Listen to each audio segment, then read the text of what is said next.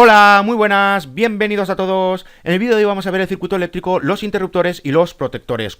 Cuando hablo de protectores me refiero a los dispositivos de protección como son el fusible y el cortacircuito. Pero eso lo vamos a ver lo último. Vamos a empezar por ver qué es esto del circuito eléctrico. Y aquí os estoy mostrando un circuito básico, el más simple que nos podemos encontrar. Y eso ahora lo vamos a entender porque es el más simple.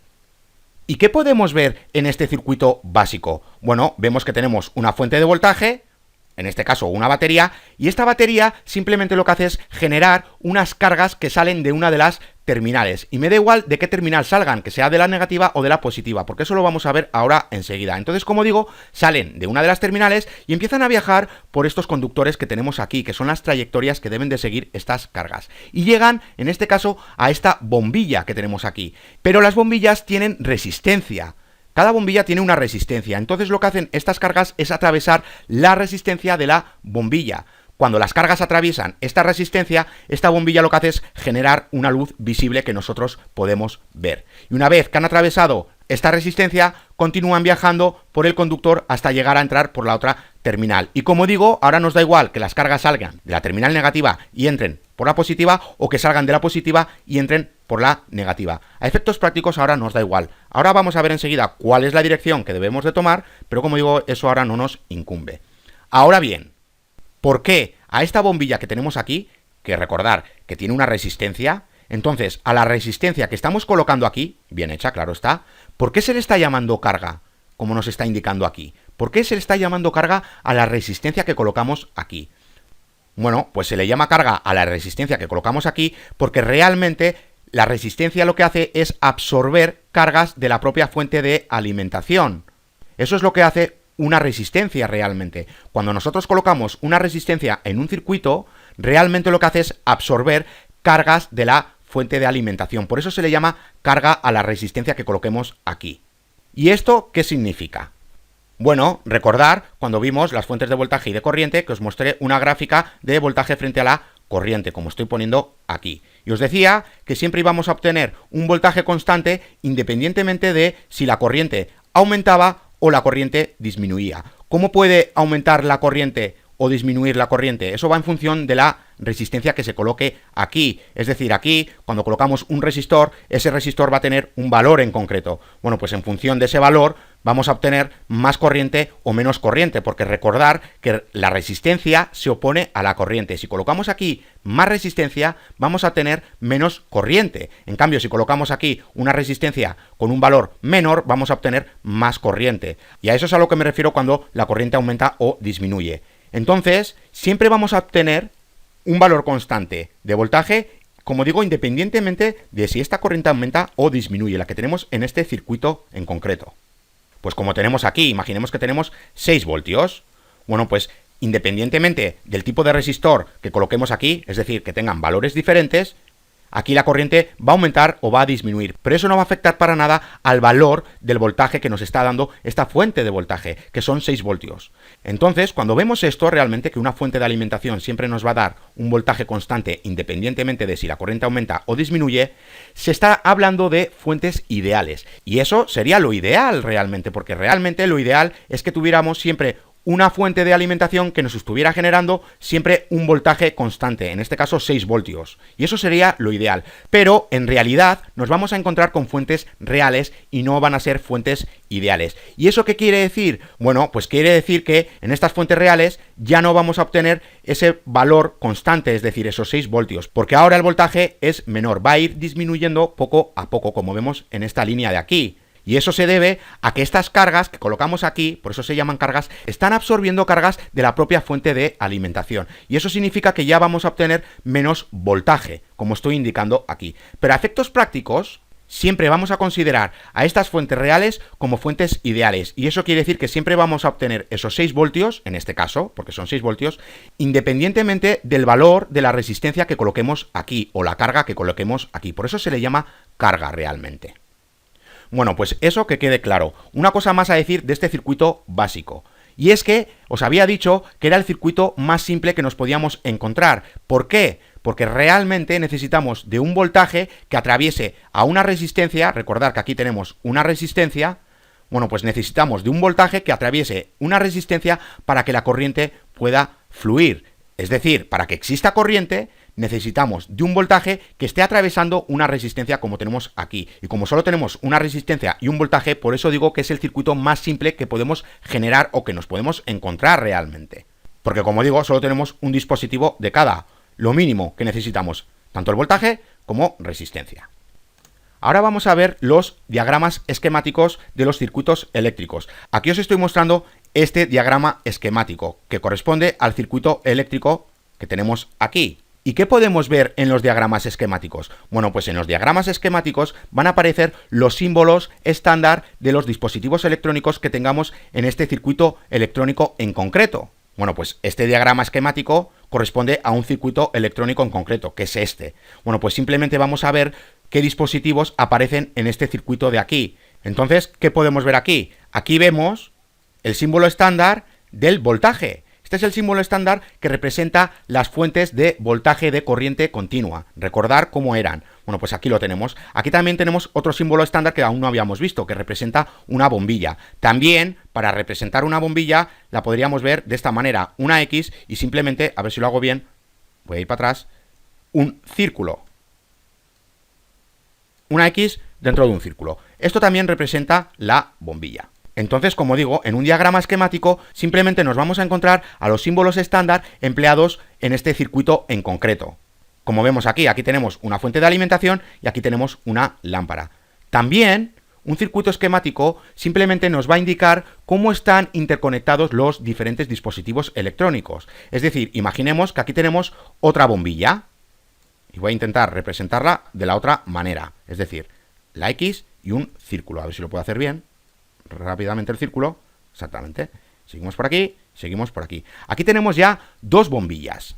Estos son los símbolos estándar que se emplean, este de aquí y este de aquí. Como digo, son dos bombillas. Entonces ya podemos ver cómo están interconectados estos dispositivos electrónicos que vemos aquí. Y eso nos va a ayudar para saber cuál es el funcionamiento de este circuito en concreto. Este circuito en concreto ya sabemos que enciende una bombilla, pero realmente en los circuitos electrónicos que nos encontremos, o mejor dicho, en los diagramas esquemáticos que nos encontremos, no van a ser tan simples. Vamos a tener muchísimos y muchísimos dispositivos electrónicos conectados entre sí. Bueno, pues en este diagrama simplemente nos va a mostrar cómo están interconectados esos diferentes dispositivos electrónicos para nosotros saber cuál es la función de la aplicación de ese circuito eléctrico en concreto. Bueno, pues para que vayáis viendo cómo son estos diagramas esquemáticos de los circuitos eléctricos. Ahora vamos a hablar de la dirección de la corriente y tenemos dos direcciones de corriente. Tenemos la dirección del flujo de electrones y la dirección convencional de la corriente. ¿Por qué tenemos dos tipos de direcciones? Bueno, pues cuando se descubrió la electricidad, se pensaba que la electricidad estaba formada por partículas positivas. Entonces, como se pensaba que estaba formada por partículas positivas, se pensaba que salía de la terminal positiva, porque eran repelidas de esta terminal de aquí. Entonces, salían de la terminal positiva, empezaban a viajar por estos conductores, atravesaban lo que tenían que atravesar y llegaban a entrar por la otra terminal, es decir, por la terminal negativa. Y esa es la dirección convencional de la corriente. Pero, a los años, cuando se realizaron experimentos, se descubrió que la corriente estaba formada por partículas negativas, es decir, por electrones. De ahí la dirección del flujo de electrones. ¿Qué quiere decir esto? Bueno, pues que ahora la corriente está saliendo de la terminal negativa, y aquí la voy a poner porque no está indicada. Entonces, como digo, sale de la terminal negativa porque son repelidos de esta terminal. Empiezan a viajar por el conductor, empiezan a atravesar lo que tengan que atravesar y acaban entrando por la terminal positiva. Realmente, esta es la dirección de la corriente, porque la corriente está formada por partículas negativas, es decir, por electrones. Entonces, tienen que salir de la terminal negativa porque son repelidos de esta terminal. Entonces, como digo, son repelidos de la terminal negativa y empiezan a viajar por el conductor hasta que llegan a entrar por la terminal positiva. Y esta es la dirección real. ¿Cuál vamos a usar? Bueno, pues a nosotros nos va a dar igual, porque a efectos prácticos, cuando nosotros escojamos una dirección u otra, como digo, nos va a dar igual, porque realmente si escogemos esta dirección, ya sabemos que este circuito en concreto enciende una bombilla, pero también lo podemos saber si escogemos esta dirección de aquí. Entonces, como digo, que a efectos prácticos nos va a dar igual. Eso sí, cuando se estén explicando otras cosas, como por ejemplo la caída de voltaje, vamos a tener que ver cuál es la dirección de la corriente real, que es la de los electrones, el flujo de electrones. para llegar a entender bien qué es lo que está ocurriendo. Pero si estamos analizando un circuito, nos va a dar igual. Entonces, ¿cuál es la que más se suele emplear? La que más se suele emplear es la dirección convencional de la corriente, es decir, como si estuviera saliendo de la terminal positiva y luego como si estuviese entrando por la terminal negativa. Es decir, vamos a usar la dirección convencional de la corriente, porque es la que más se emplea, porque se ha estado usando durante muchos años hasta que se descubrió que la corriente estaba formada por electrones. Y ya se supo cuál era la dirección real de la corriente, que era la dirección de flujo de electrones. Pero como digo, esto ya se ha quedado como costumbre. Pero nos va a dar igual porque a efectos prácticos, simplemente cuando estemos analizando lo que hace un circuito en concreto, nos va a dar igual qué dirección escoger. Entonces, realmente vamos a seguir con la convencional, porque es la que más se emplea. Pero como digo, nos va a dar igual realmente. Entonces, por eso simplemente tenemos dos diferentes direcciones de la corriente. Vamos a ver ahora el circuito abierto y circuito cerrado. ¿Qué es esto de circuito abierto y circuito cerrado? Bueno, aquí os estoy mostrando un circuito cerrado. ¿Por qué? Porque realmente las cargas empiezan a salir de la terminal positiva, empiezan a viajar por el conductor, atraviesan en este caso la resistencia de la bombilla y por eso esta bombilla se ilumina, luego continúan viajando por el conductor hasta que llegan a entrar por la terminal negativa. Es decir, todo está en funcionamiento y esta bombilla está desprendiendo luz visible que nosotros podemos ver. Eso es lo que es un circuito cerrado realmente, que la corriente puede salir de una terminal y entrar por la otra terminal, es decir, realizar su recorrido completo. En cambio, aquí a la derecha estamos viendo un circuito abierto. ¿Qué es esto de un circuito abierto? Bueno, pues lo podemos ver aquí. Aquí realmente se ha roto el conductor, ya no están en contacto, como podemos ver. Ya no están en contacto porque se han roto. Entonces, ¿qué pasa aquí con la corriente? Bueno, pues que la corriente llega hasta aquí y ya no puede pasar, porque ya no tiene ningún camino por donde pasar. Entonces ya esta bombilla no va a iluminarse porque por aquí no tenemos cargas que están viajando ni por aquí ni entrando por la terminal negativa. Realmente tampoco llegan hasta aquí, porque recordar que necesitamos de un voltaje que esté atravesando una resistencia, y voy a quitar todo esto para que se vea mejor. Como digo, recordar que necesitamos de un voltaje que atraviese una resistencia, pero aquí no está atravesando ese voltaje, porque aquí tenemos un abierto, porque está roto realmente. Entonces esta bombilla no está conectada a la terminal, en cambio aquí sí, está conectada a las terminales. Ya tenemos un voltaje que está atravesando la resistencia de la bombilla y ya tenemos corriente que va de una terminal a la otra. Pero aquí, como digo, la corriente no puede ni llegar hasta aquí, porque no existe un voltaje que esté atravesando la resistencia, porque no están conectados, porque se ha generado un abierto. Bueno, pues eso es lo que es un circuito cerrado y un circuito abierto, apagado o encendido, simplemente. Ahora bien, si nosotros queremos controlar el encendido o el apagado de esta bombilla, no vamos a estar todo el rato aquí generando un abierto, es decir, o romper aquí el conductor y luego volverlo a colocar, o quitar aquí este conductor de la terminal y luego volverlo a colocar. No, porque eso sería inviable. No podríamos hacerlo con todos los aparatos electrónicos. Entonces, para eso están los interruptores. Aquí podéis ver el símbolo estándar que se emplea para los interruptores. Este es para un interruptor cerrado y este es para un interruptor abierto. Entonces, como digo, vamos a emplear interruptores. ¿Qué podemos ver en este circuito de aquí? Aquí vemos que el interruptor está cerrado porque realmente existe una conexión desde este punto a este punto. La corriente puede pasar de la terminal positiva, atravesar todo, atravesar lo que tenga que atravesar y llegar a entrar por la terminal negativa. Entonces la corriente puede pasar sin ningún problema porque está todo cerrado. Este interruptor está cerrado y genera la conexión. En cambio aquí tenemos un circuito abierto. ¿Por qué? Porque este interruptor está abierto. Ya no tenemos una conexión desde este punto a este otro punto, porque hay un abierto. Entonces eso quiere decir que la bombilla no está conectada a una de las terminales del voltaje. Y si no está conectada, eso quiere decir que no tenemos voltaje atravesando esta resistencia. Y como no tenemos voltaje atravesando la resistencia, no tenemos corriente. Es que la corriente ni llega aquí. No tenemos corriente que pueda pasar de una terminal a otra.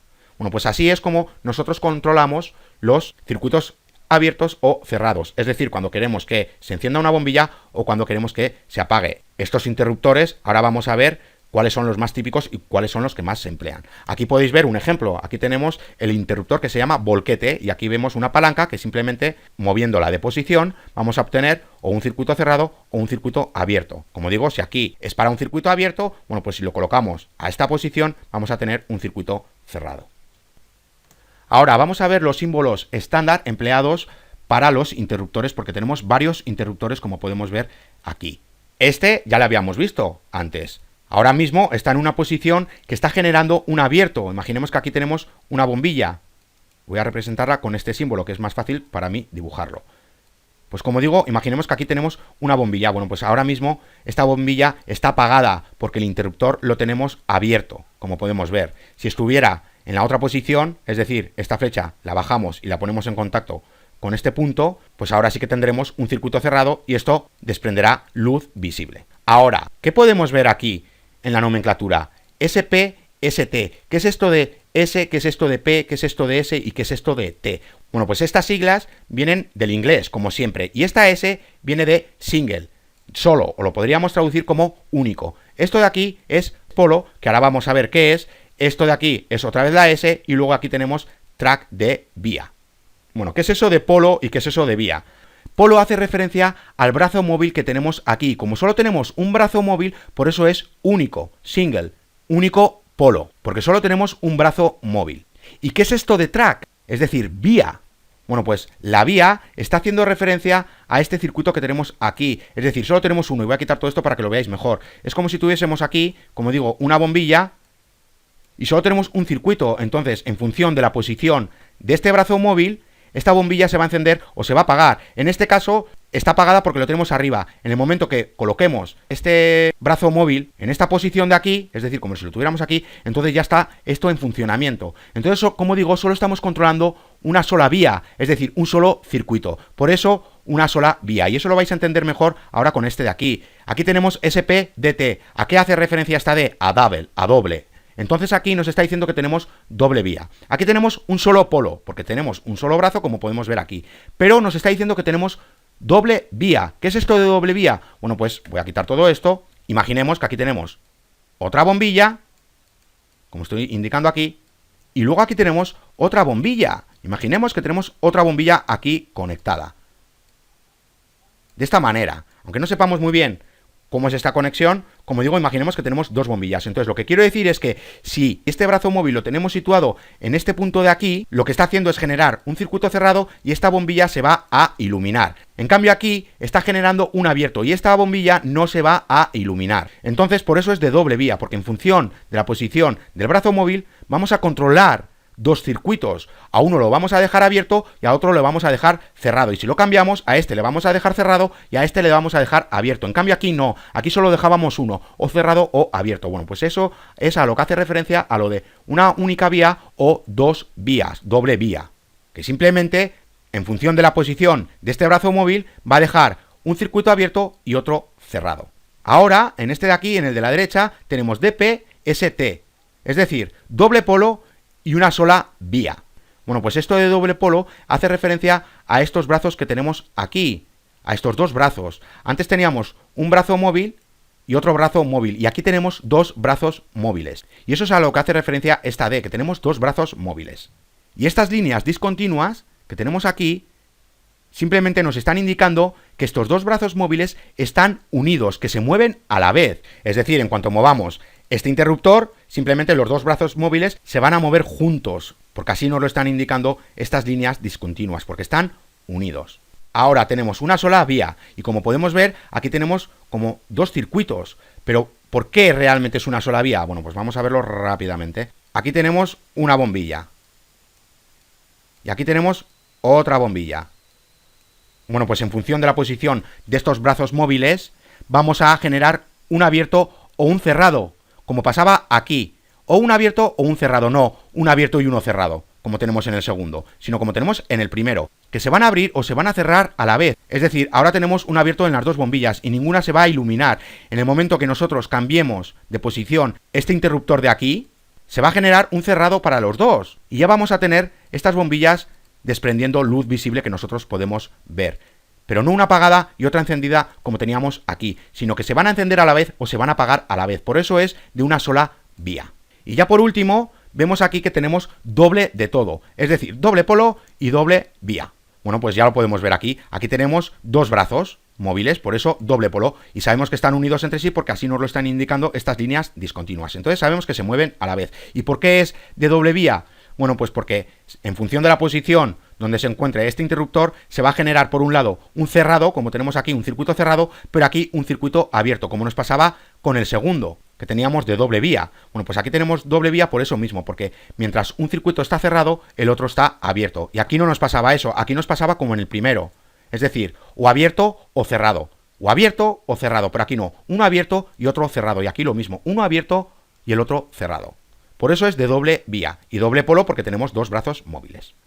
Ahora vamos a ver estos de aquí, esta nomenclatura de aquí, NO, PB, NC, PB. ¿A qué está haciendo referencia? Bueno, pues el PB hace referencia a botón pulsador, porque realmente aquí tenemos un botón y aquí tenemos otro botón.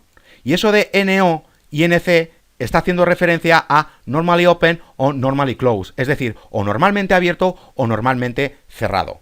¿Y qué quiere decir esto de normalmente abierto y normalmente cerrado? Bueno, pues vamos a verlo rápidamente. Aquí tenemos este botón pulsador. Y este botón pulsador está conectado a un circuito externo, a esta bombilla que tenemos aquí. Bueno, pues ahora mismo la bombilla no se está iluminando porque realmente hay un abierto, porque no hay una conexión entre los puntos y el interruptor. Vemos que hay un espacio, entonces no están en contacto. Y como digo, es un circuito abierto. Ahora, en el momento que nosotros pulsemos este botón y lo mantengamos pulsado, este botón se va a colocar aquí. Entonces ya va a generar un circuito cerrado, porque va a haber una conexión entre los dos puntos. Y como digo, ya tenemos un circuito cerrado. Pero lo tenemos que mantener pulsado, porque en el momento que nosotros dejemos de pulsar, este botón va a ir a su estado normal. ¿Y cuál es su estado normal? El de normalmente abierto, como nos lo está indicando aquí con el normally open, o normalmente abierto. Su estado normal es siempre abierto. En el momento que nosotros pulsemos, simplemente vamos a generar un circuito cerrado. Pero cuando dejemos de pulsar y ya no ejerzamos fuerza en este botón, simplemente este botón va a ir a su posición normal, que es la de normalmente abierto. Y como tenemos un normalmente abierto, también tenemos un normalmente cerrado, que es este de aquí. Entonces, ahora mismo tenemos un circuito cerrado, porque están en conexión estos dos puntos de aquí, gracias a este botón. Ahora, si nosotros ejercemos aquí una fuerza con el dedo, bueno, pues ahora el interruptor, y voy a quitar todo esto, como digo, ahora el botón simplemente se va a colocar en esta posición de aquí y ya no vamos a tener un contacto entre estos dos puntos porque vemos que hay un espacio realmente.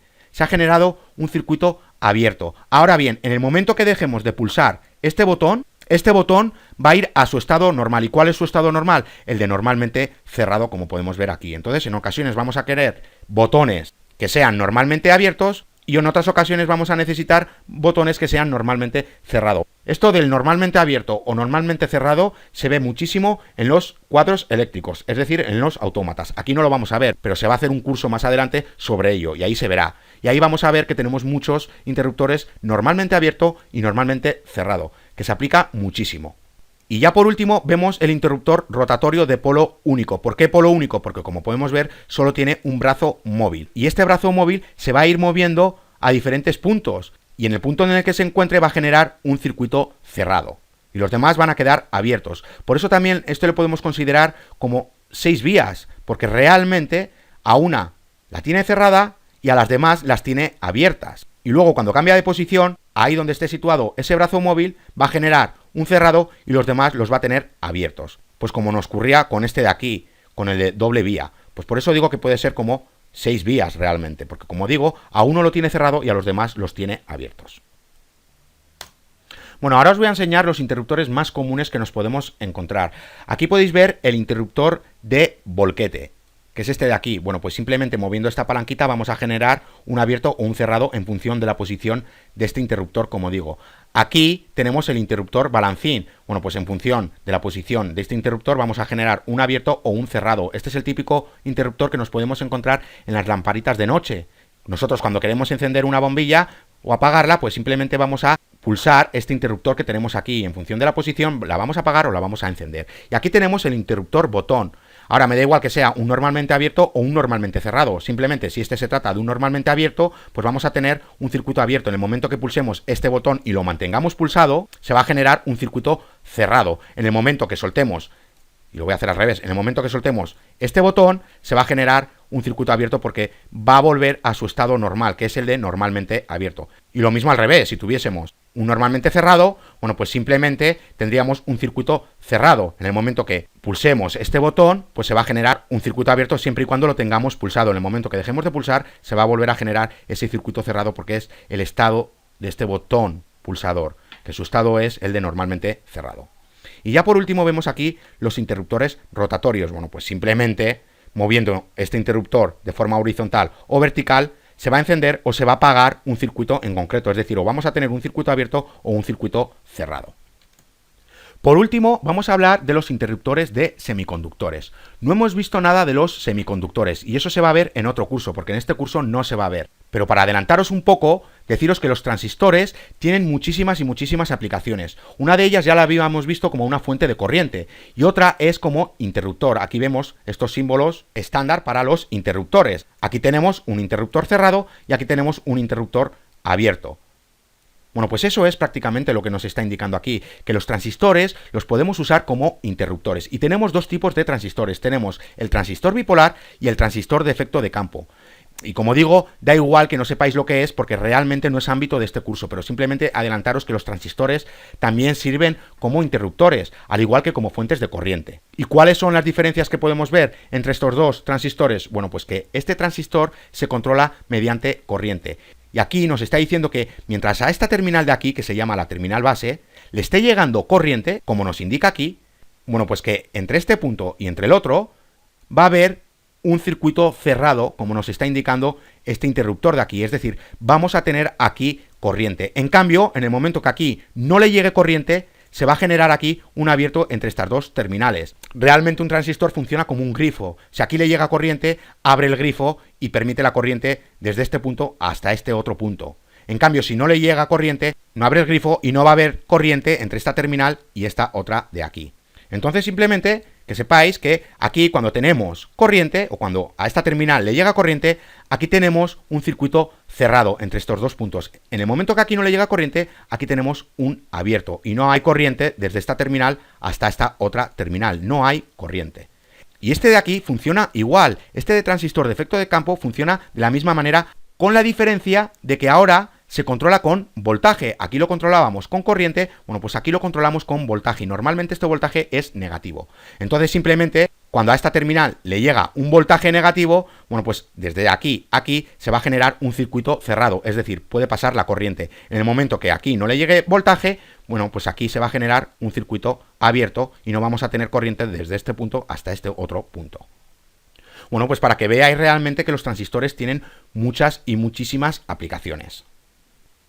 Y bueno, ahora para ir acabando vamos a ver los dispositivos de protección. Tenemos los fusibles y los cortacircuitos. Vamos a ver antes de nada cuál es la diferencia del fusible y del cortocircuito. Y para ello vamos a usar este diagrama esquemático que estoy mostrando aquí a la derecha. Simplemente tenemos aquí el símbolo estándar empleado para el interruptor y encima este interruptor está cerrado porque existe una conexión entre este punto y entre el otro punto que tenemos aquí. Y luego ya tenemos este símbolo estándar que es para el fusible, que os lo estoy adelantando porque lo vamos a ver ahora enseguida. Pero este es el símbolo que se emplea para representar el fusible. Ahora bien, ¿para qué se emplean estos fusibles? Bueno, pues imaginemos que este fusible soporta 20 amperios. Soporta 20 amperios porque realmente esta resistencia que tenemos aquí, o esta bombilla, solo soporta 20 amperios. Imaginemos que solo soporta 20 amperios. Entonces, como digo, este fusible soporta un máximo de 20 amperios. Ahora bien, en ocasiones puede ocurrir que haya una sobrecorriente en este circuito, por un defecto o por cualquier otro motivo, pero que haya una sobrecorriente. Y eso quiere decir que ya no vamos a tener aquí pasando 20 amperios, sino que podemos tener, por ejemplo, 25. Imaginemos que hay una sobrecorriente que ahora llega hasta los 25 amperios. Y como digo, este fusible solo soporta 20 amperios. ¿Qué va a ocurrir aquí realmente? Bueno, pues que este fusible se va a romper, porque solo soporta 20 amperios y no soporta 25 amperios. Y simplemente lo hemos colocado aquí para proteger a este dispositivo que tenemos aquí, para que no se rompa este dispositivo que solo soporta 20 amperios. Entonces, antes le hemos colocado un fusible que sí se va a romper. Entonces, una vez que este fusible se rompe, simplemente nosotros no lo podemos arreglar, sino que lo cambiamos por otro fusible y listo. En cambio, los cortacircuitos sí que los podemos arreglar, es decir, colocar el mecanismo que hay en su interior y volverlos a utilizar. Podemos sustituirlo por otro también, pero nosotros lo podemos reutilizar. En cambio, el fusible no. Una vez que se ha roto, ya no lo podemos utilizar más. Y ahora vamos a ver por qué se rompe un fusible.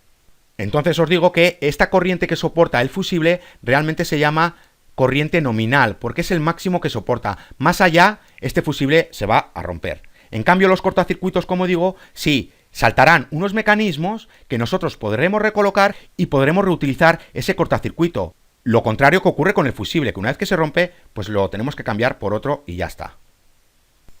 Bueno, pues vamos a empezar por ver esto de los fusibles. Y nos dice que tenemos dos categorías básicas de fusibles en función de su configuración física. Es decir, que tenemos el tipo cartucho y el tipo tapón o atornillable, como vemos aquí. Bueno, pues vamos a empezar por ver el tipo cartucho, que es este que os estoy mostrando aquí a la derecha. Como veis, tenemos varios tipos de fusibles de cartucho. Este de aquí es el típico que nos podemos encontrar en los coches. Es decir, nosotros cuando queremos saber si un fusible está estropeado, vamos a la caja de fusibles y localizamos el fusible que esté estropeado. Vamos sacando uno a uno y vamos viendo si están rotos o no. Y eso vamos a verlo ahora enseguida. Y luego ya tenemos estos de aquí, que son los más típicos que nos podemos encontrar en las aplicaciones electrónicas. Bueno, ¿por qué se rompe un fusible? ¿Cómo sabemos nosotros si está un fusible roto o no? Bueno, pues vamos a verlo rápidamente. Aquí tenemos un fusible. Voy a intentar representarlo rápido. Este de aquí representa este de aquí. Voy a poner las patillas un poco más gordas y ahora vais a ver por qué. Voy a intentar, como digo, dibujarlas más rápidas. Voy a pausar un momento el vídeo para hacerlo, para no perder tiempo, y ahora vuelvo. Bueno, pues aquí lo tenéis. Este de aquí está simulando este de aquí, este fusible de aquí. Bueno, pues como digo, este es el hilo que tenemos internamente, que ahora está en contacto con estos dos conductores, para que esté todo en conexión y tengamos un circuito cerrado. Como digo, en el momento que se sobrepasa la corriente que llega aquí, que soporta este hilo metálico se rompe, y ya nosotros no lo podemos cambiar por otro hilo metálico, sino que simplemente tenemos que reemplazar el fusible. ¿Por qué se rompe este fusible? Y además es muy fácil de ver porque vemos que aquí hay como una especie de cristal. Y aquí también es un plástico que es transparente y nosotros lo podemos ver, lo que hay en su interior. Y podemos ver este hilo metálico si está roto o no está roto. Si está roto ya sabemos que no sirve para nada. Lo cambiamos por otro y listo. ¿Por qué se rompe este fusible? Bueno, pues como digo, este fusible soporta, por ejemplo, 20 amperios. Este alambre en concreto soporta 20 amperios. ¿Por qué soporta 20 amperios? Porque realmente este hilo metálico tiene una temperatura de fusión. Y cuando se llega a esa temperatura de fusión, este hilo se funde y se rompe. Entonces, nosotros nos basamos en la temperatura de fusión de estos hilos metálicos. ¿Y por qué aquí estoy indicando 20 amperios si sabemos que es hasta un máximo de temperatura lo que soporta este hilo metálico? Bueno, pues porque cada vez que tenemos corriente atravesando un dispositivo electrónico, simplemente se va a generar más temperatura. A mayor corriente, mayor temperatura. Entonces, si tenemos una sobrecorriente de 25 amperios, vamos a tener una temperatura superior a la temperatura de fusión que soporta este hilo metálico. Y entonces se va a fundir y se va a romper. Entonces, como digo, simplemente nosotros sabemos si se ha roto un fusible o no se ha roto mirando si está ese hilo metálico roto o no. Lo mismo nos pasa con las bombillas. Sabemos si un filamento de la bombilla está roto o no. Pues esto es prácticamente lo mismo.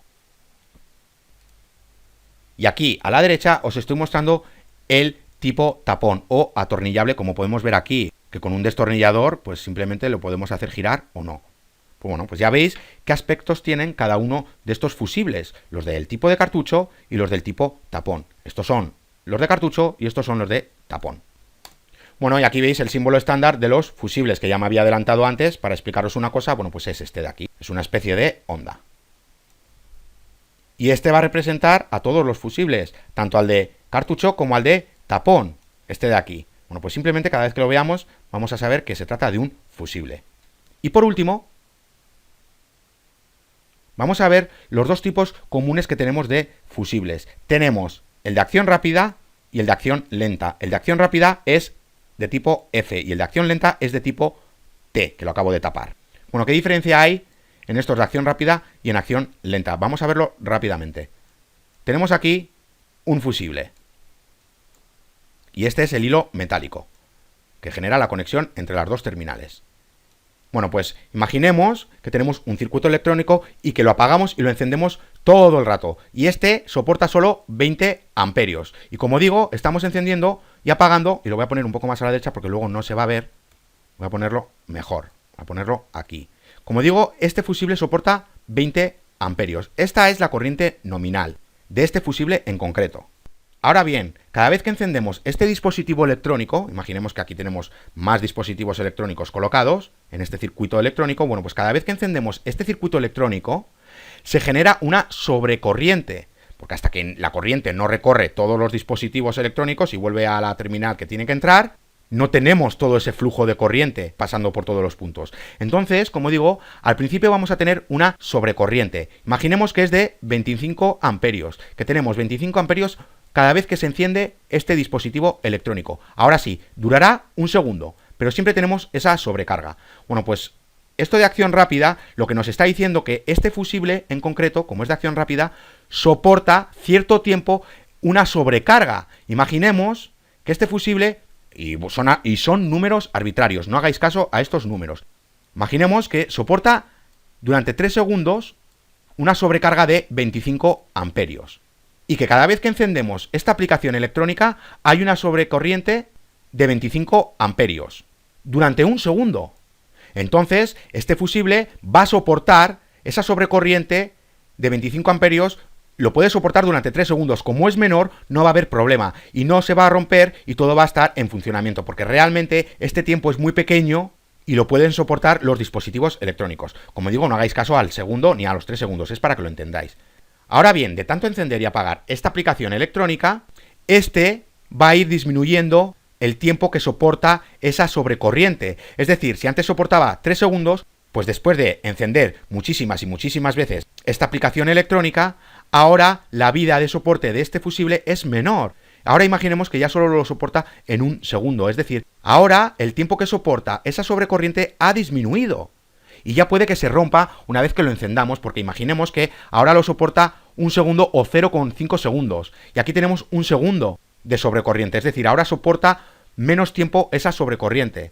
Y esta sobrecorriente está más tiempo del que soporta este fusible, entonces se va a romper al final. Y también va a disminuir la corriente nominal. Si antes soportaba 20 amperios, pues puede que ahora soporte 18 amperios. Porque como digo, simplemente estamos forzando este fusible a soportar muchísimas veces sobrecorrientes. Cierto tiempo, aunque lo soporte ese tiempo, lo estamos forzando todo el rato. Y llegará un tiempo que ese tiempo va a ser menor. Y llegará un tiempo que este tiempo será menor que la sobrecorriente que haya en ese momento en este circuito en concreto. Y se rompa. Y como digo, también va a disminuir la corriente nominal. Ya va a soportar, por ejemplo, 18 amperios. Y ya se va a romper más fácil. Entonces va perdiendo uso de vida, por así decirlo. En cambio, los de acción lenta simplemente nos están diciendo que este tiempo es mayor. Si los de acción rápida soportan 3 segundos, este lo puede soportar durante 5 segundos o más. Simplemente os estoy dando números arbitrarios, no hagáis caso a estos segundos. Es para que entendáis qué es esto de acción rápida o acción lenta. Entonces los de acción lenta simplemente van a tener mayor vida, por así decirlo, porque van a soportar durante más tiempo esas sobrecorrientes que les está llegando. Bueno, pues simplemente esa es la diferencia de la acción rápida y la acción lenta. Por último, vamos a ver los cortacircuitos. La detección de corriente excesiva en los cortacircuitos es mediante por efecto de calentamiento de la corriente, también por el campo magnético que la corriente crea. Bueno, pues ahora vamos a ver qué diferencia tenemos entre estos dos realmente. Aquí a la izquierda os estoy mostrando los cortacircuitos más típicos que nos podemos encontrar en los circuitos electrónicos. Y aquí a la derecha estáis viendo cuál es el símbolo estándar de los cortacircuitos. Recordar que el del fusible era simplemente como una especie de onda. Bueno, pues aquí es como media onda, como digo. Este es el símbolo estándar empleado para los cortacircuitos. ¿Y qué es esto de por efecto de calentamiento o por campo magnético? Bueno, pues internamente estos cortacircuitos están construidos de una manera para que, por ejemplo, si hay una sobrecorriente, eso va a generar un calentamiento, es decir, va a aumentar la temperatura. Bueno, pues cuando llegue a cierta temperatura que soporta este cortocircuito, simplemente aquí dentro tenemos un resorte bimetálico en el que se van a abrir unos contactos. Y esos contactos se van a abrir cuando se llegue a sobrepasar la corriente nominal, cuando se llegue a cierta temperatura. Y como digo, simplemente nosotros podemos recolocar estos mecanismos, volver a cerrar esos contactos que se han abierto y volver a utilizar este cortacircuito, cosa que no podíamos hacer con los fusibles. Los fusibles se rompían y ya no los podíamos nosotros arreglar de ninguna manera, simplemente lo cambiábamos por otro y ya está. Pero este no, aquí recolocamos los contactos que se han abierto y lo podemos volver a reutilizar. Y por el campo magnético que la corriente crea, quiere decir que cuando llegamos a cierta corriente, bueno, pues la corriente está generando campos magnéticos que van en función de la cantidad de la corriente. Bueno, pues cuando lleguemos a la corriente nominal, esa corriente nominal va a generar un campo magnético cuya fuerza va en función del valor de la corriente. Bueno, pues esa fuerza que genera ese campo magnético simplemente va a abrir esos contactos que tenemos aquí internamente. Y luego ya nosotros lo podemos recolocar y reutilizar este cortacircuito. Bueno, pues hasta aquí este vídeo. Ya en el siguiente vídeo vamos a ver los conductores, la resistencia de los conductores y vamos a hablar de tierra. ¡Hasta la siguiente!